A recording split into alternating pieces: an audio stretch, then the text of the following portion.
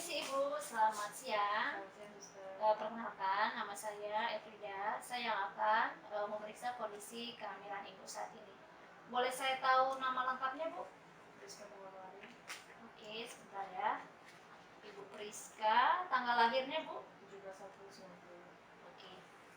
Bu, apakah Ibu ada merasa keluhan selama kehamilannya ini? Hanya mual aja ya. Untuk kondisi yang lain tidak ada keluhan? Oke Bu, saat ini saya akan melakukan pemeriksaan untuk kondisi janinnya. Saya akan seperti meraba-raba perut Ibu. Jadi saya mohon izin, nanti bajunya akan saya buka sedikit ya.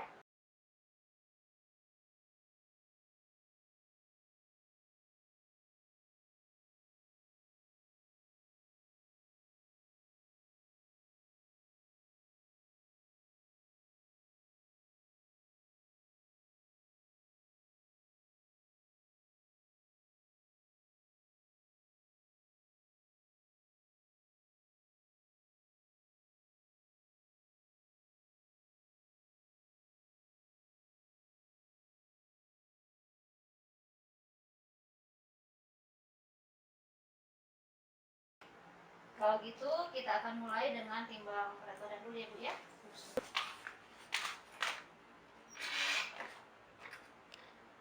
74 ya Bu ya, berarti naik 4 kilo ya Bu. Oke, silakan duduk lagi Bu. Oke Bu, jadi pemeriksaan kali ini nanti saya akan melihat kondisi Ibu juga ya. Jadi saya akan melihat kondisi kepala, mata, hidung, telinga sampai ke ujung kaki. Jadi bukan hanya janinnya saja yang dicek, tapi ibunya juga untuk mengetahui kondisi kesehatan Ibu. Saya persiapkan alatnya dulu ya Bu ya. Ibu boleh berbaring dulu. Bentar ya Bu. Oke, baik. Saat ini saya akan menjelaskan alat-alat yang diperlukan untuk pemeriksaan di antenatal care. Yang pertama adalah tensimeter, kemudian stetoskop, kemudian kita pakai meteran atau pita ukur untuk mengukur letak TFU, kemudian hammer reflex atau refleks hammer, kemudian sarung tangan, timbangan berat badan, pengukur tinggi badan, pen light atau selimut, jam detik, kemudian yang ini ada fetal doppler untuk menghitung denyut jantung janin. Doppler ini bisa digunakan apabila usia kehamilan di bawah 20 minggu sudah bisa digunakan. Sedangkan yang Linex yang berupa corong ini boleh digunakan apabila usia kehamilan si ibu sudah mencapai 20 minggu ke atas. Jadi Leopold ini dilakukan apabila usia kehamilan sudah 20 minggu ke atas. Permisi Bu, ini sudah kembali ya, serta alat-alatnya. Bu, nanti kan saya akan ada menekan perut Ibu. Sebaiknya Ibu berkemih dulu supaya nanti tidak terasa sakit. Sudah ada keinginan mau BAK? Tadi sudah Bu. Oh sudah ya, barusan ya? Ya. Oke. Kalau gitu kita mulai ya Bu ya.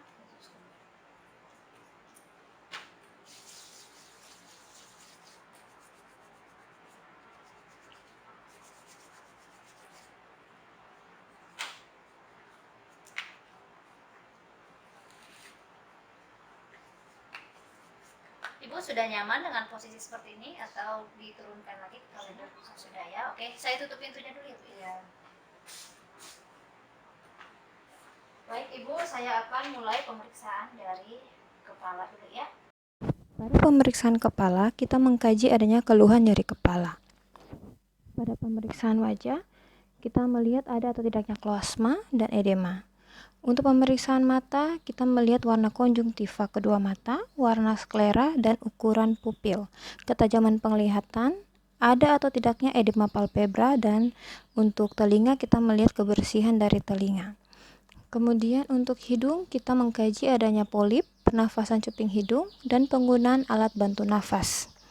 Untuk mulut dan tenggorokan, kita mengkaji adanya karies pada gigi, kesulitan menelan, dan kelembaban dari mukosa dan bibir pasien. Pada leher kita mengkaji adanya pembesaran kelenjar limfe dan kelenjar tiroid. Ada atau tidaknya kloasma, bendungan, dan pada vena jugularis.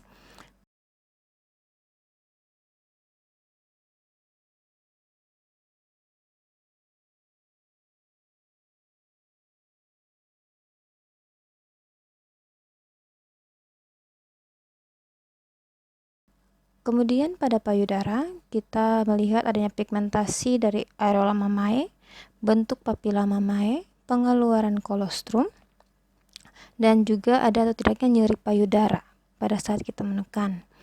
Dan juga untuk dada, kita melihat jalan nafas, suara nafas, keluhan sesak, penggunaan otot bantu nafas. Pada pemeriksaan jantung, kita melihat irama, bunyi jantung, dan nyeri dada. Jika terdapat keluhan nyeri dada, kita mengkaji dengan PQRST. Kemudian untuk ekstra masuk di dalam abdomen. Abdomen ini kita melihat adanya linea nigra, striae gravidarum, dan luka bekas operasi. Kita masuk pada pemeriksaan Leopold. Leopold terdiri dari Leopold 1 sampai 4.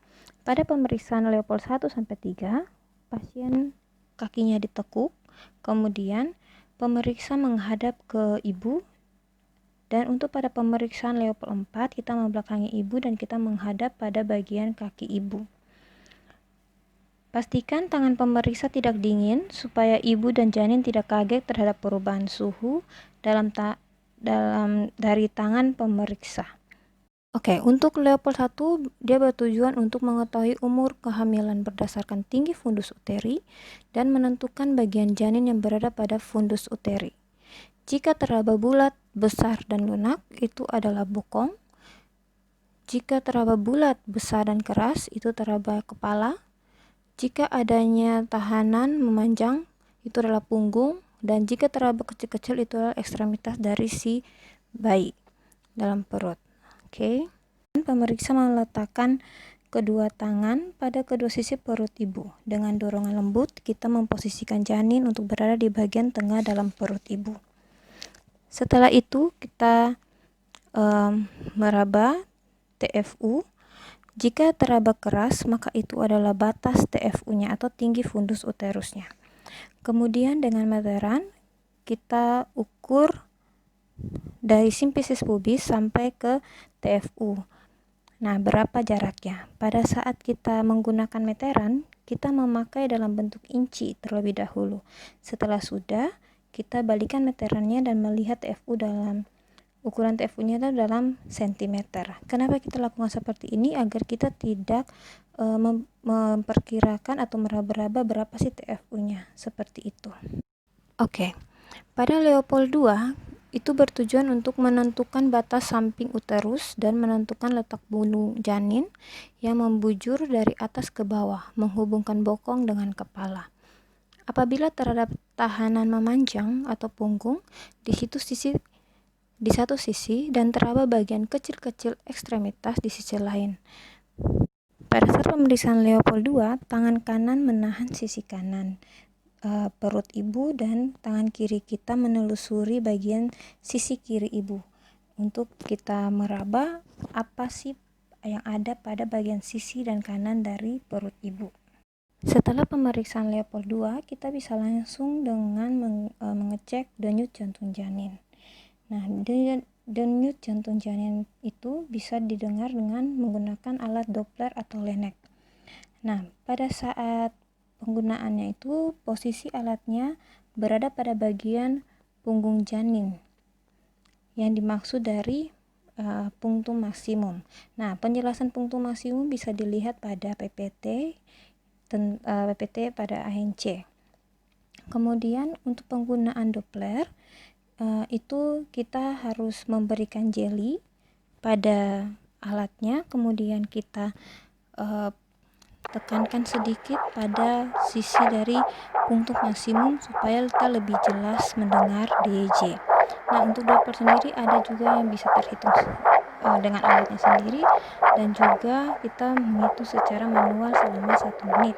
Hal ini juga sama dengan penggunaan pada Laennec.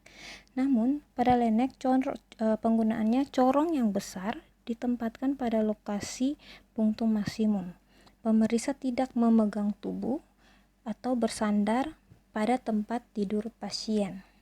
Pada saat pemeriksaan, pemeriksa melihat pada tangan pemeriksa bagian kiri itu melihat jam, tangan kanan kita itu meraba nadi ibu. Hal ini dilakukan untuk konfirmasi apakah yang kita dengar itu benar-benar DYJ dari janin atau denyut jantung ibu sendiri gitu.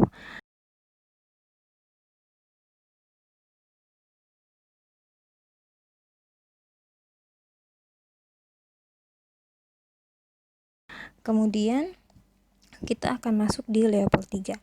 Nah, Leopold 3 ini dia bertujuan untuk menentukan bagian apa yang berada di uterus sebelah bawah dan mengetahui bagian tubuh janin yang berada pada bagian bawah uterus sudah masuk atau belum ke pintu atas panggul atau PAP.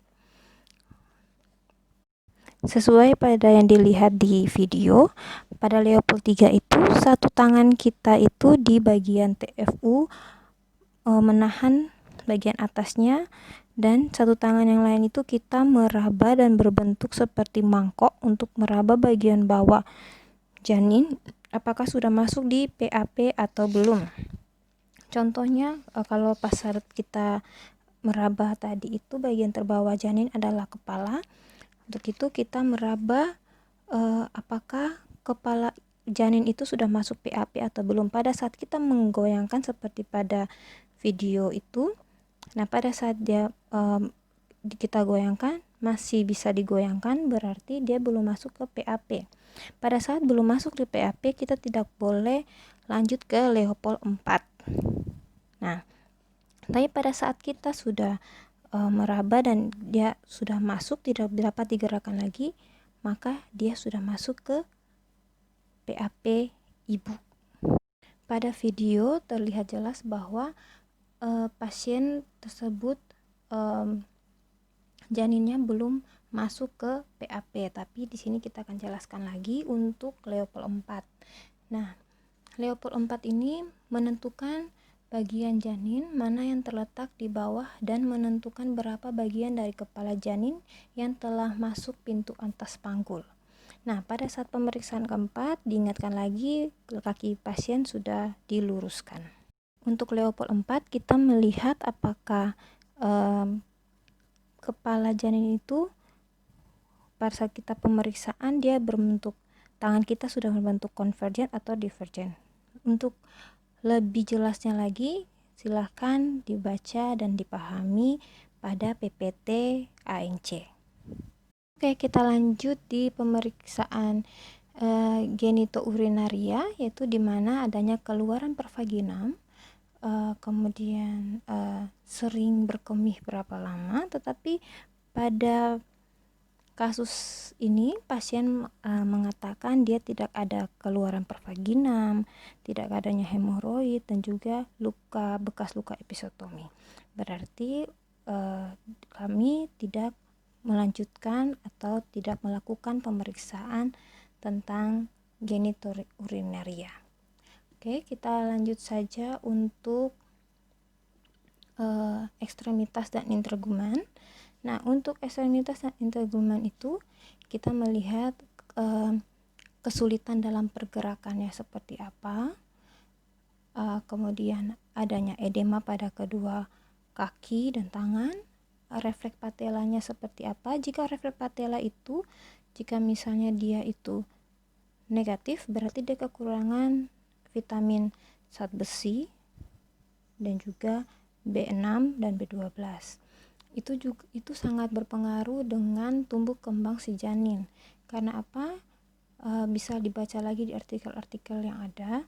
Kalau kekurangan vitamin itu, maka nanti memperlambat proses bayi itu akan melalui proses berjalan. Dari merangkak hingga berjalan itu dia akan mulai kesulitan. Kemudian adanya varises atau tidak. saya sudah selesai melakukan pemeriksaan, jadi hasilnya semuanya dalam kondisi yang normal ya. Ada pertanyaan lagi dari Ibu? Oke, kontrol berikutnya 1 bulan lagi Ibu ya. Jangan lupa vitaminnya diminum, bukunya juga jangan